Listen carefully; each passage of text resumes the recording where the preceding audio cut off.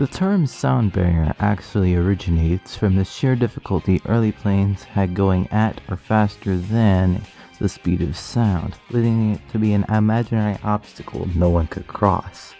The reasons for this is the most early aircraft designs used propellers, which are not only less efficient at speeding up aircraft at large sizes, and in addition to current aerodynamic designs, tended to lose control due to extreme forces, thanks to the extreme turbulence that comes from using propellers.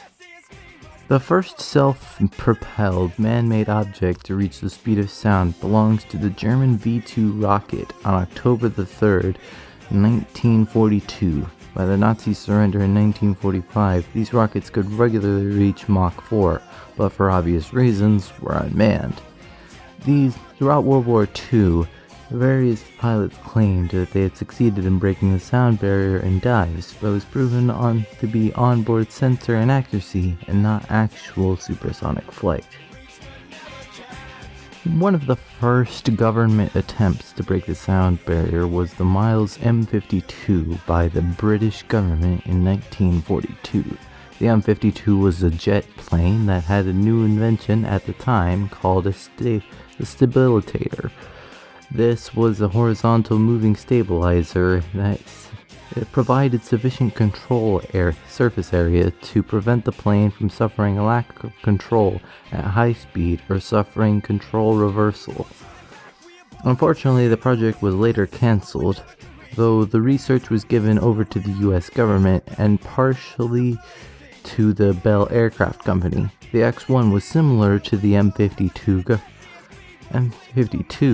though the stabilitator was only added after the British shared their design. On the 14th of October 1947, the Bell X-1 was dropped from the bottom of a B-29 Superfortress while being piloted by Captain Charles Yeager and succeeded in breaking the sound barrier at Mach 1.06. While the X-1 was a good starting point, everyone was only thinking of one thing. Can we go even faster? And the answer was yes. Scott Crossfield piloted the D558-2 on November 20th, 1953, the first craft ever to reach Mach 2. But this wasn't enough. The Mach 5 barrier was broken on the 9th of November, 1961 by the X-15A-2 piloted by Robert White. It was beaten only 6 years later in the same plane by William J. Knight, who achieved a Mach 6.7, a record that stood for 35 years. It was finally overthrown by the X-43A on March 27, 2004 at Mach 6.83. But surely that was the end, right? Wrong. On November 16, 2004, the X-43A overthrew its own record with a top speed of Mach 10. That's 10 times the speed of sound. Predicted speeds for the future range anywhere from Mach 15 to Mach 18, but no one knows for sure what the future holds for supersonic aircraft.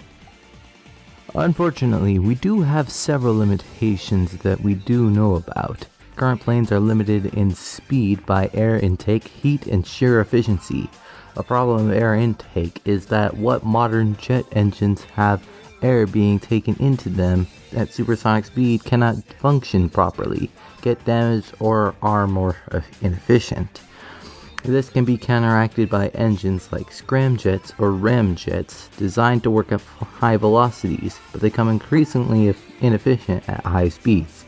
Another problem is the friction generated by supersonic flight, creating large amounts of heat which can break components, detonate engines, and cook the pilot alive. Last but most easily solvable problem we currently face is inefficiency in general. We have yet to reach the limits of how efficient an engine we can make with how light an alloy to fly with, or how innovative a plane we can make. But we do know one thing for sure: we will never stop topping ourselves.